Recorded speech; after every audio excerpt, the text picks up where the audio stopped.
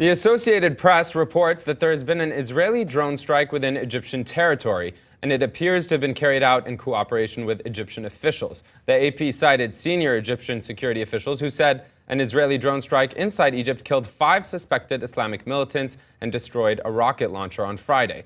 The rare Israeli operation, if true, came after a warning from Egypt caused Israel to briefly shut down an airport Thursday, suggesting a significant level of possible cooperation between the two former foes in the lawless and chaotic Sinai Peninsula. Residents heard a large explosion Friday in El-ARISH, an area in the northern region of the Sinai close to Egypt's border with Israel. But conflicting reports have also emerged. Stephen Cook, for example, a senior fellow at the Council on Foreign Relations, tweeted this.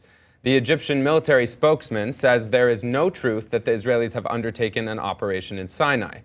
We also have this Facebook post from the military's Facebook account, the Egyptian military that is, which denied that Israel was involved in the attack. Joining me now to discuss this is Daniel Nisman, an intelligence manager specializing in the Middle East and North Africa. Daniel, I want to first ask you, he said, she said, it's confusing. The AP is citing Egyptian officials. What do you know and what do you believe is the case? Hi, Ahmed. Thanks for having me.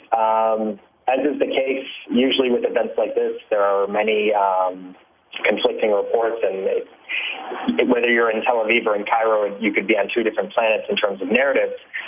In my opinion, the fact that a strike did take place is probably true, whether it be by an Egyptian helicopter or an Israeli drone. It certainly falls in line with the recent threats, the elevated terrorism threats from the Sinai against Israel, and in line with the, I would say, unprecedented counterterrorism cooperation between the Egyptian military and the Israeli military. So it's not completely unlikely that an Israeli drone committed an unprecedented strike inside Egyptian territory, but it could also be likely that there was an Egyptian helicopter in the area, which many witnesses saw, that also committed the strike. I would say that it is the Egyptians' interest, obviously, to portray this as not a breach of their territory, as the Egyptians are fiercely nationalist. Well, Daniel, I want to stop you right there, because to your point, I mean, you tweeted about this earlier. You said cooperation with Egypt or not, Israel airstrikes in Sinai will cause mass protests in Cairo and retaliatory rocket attacks from Gaza. So whether it's true or not, I mean, even just the perception that it's true, whether they're pro-Morsi or whether they're, with the military is going to be a contentious issue. But, Daniel, we often, rely on the wires or sources on the ground to report.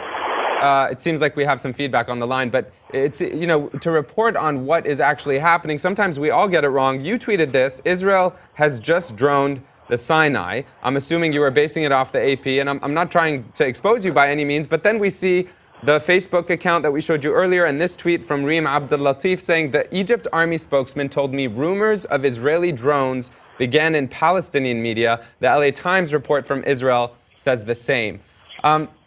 Whether or not it's true, go ahead. I want to know one important thing. If you look at the Israeli statements from the IDF, they have not denied it. They haven't confirmed it. This kind of behavior is very similar to when Israel has been accused by foreign media of striking Syria. They don't outright deny it, and then they don't confirm it. The Israeli military would have all the reason in the world to outright deny this if they, in fact, did not do it. The Egyptian military has all the reason in the world to deny that Israel penetrated their airspace, because it looks like they don't have control over their territory. That said, the intelligence cooperation, which people are saying could have led to a possible strike, also is in the Egyptian military's interest, because let's say these militants succeeded in carrying out a rocket attack in Egyptian territory, that would make their current counterterrorism operations look equally bad. But I will agree with you. These are preliminary reports, and usually it's easy to jump the gun. And it could also be that we may simply never know who actually fired the missile, because the Egyptians are working very, very hard right now to do some damage control, it looks like, because the Muslim Brotherhood podiums are already calling them out on right. what happened. Right. But Daniel, it should also be mentioned for those who aren't as familiar with the relationship between Egypt and Israel. I mean, for example, it's not just you who's quoting this. The Times of Israel, here's the headline: Israeli drone kills 5 in Sinai, say Egyptian officials, although they're quoting the Egyptian officials, which in of itself is problematic on the ground in Egypt from a perception perspective.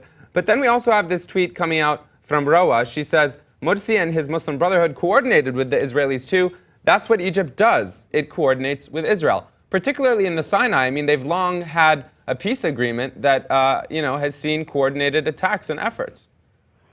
Absolutely. I mean, that's why I said it is not impossible that what happened was there was Egyptian intelligence or Israeli intelligence that saw a group of militants planning to do what could have been a very embarrassing attack from the Sinai, and that the most capable group in the area, remember, Egypt doesn't have drones. They don't have this ability to operate at night like the Israeli military does. It could very well be that a decision was made to coordinate that said, okay, whichever unit is in the area, whether it be an Israeli one or a military one, has to fire. It shouldn't be ruled out that it wasn't an Egyptian military helicopter, but it's in times like these, it's increasing. It's not unfathomable that an Israeli drone from Israeli territory. I should say that the Egyptian military statement says no Israeli aircraft entered Egyptian territory, but they don't need to enter Egyptian territory to drop a missile. The area where the attack happened is very close to the Israeli border. Lots of smoke and mirrors, at least for now. It seems as though we'll eventually have, hopefully, a better understanding of what happened. But Daniel, I want to thank you, as always, for joining us here at HuffPost Live. My pleasure. Thank you, Efrain. All right, much more coming up here at HuffPost Live. Be sure to stay tuned, keep the comments coming, and keep engaged.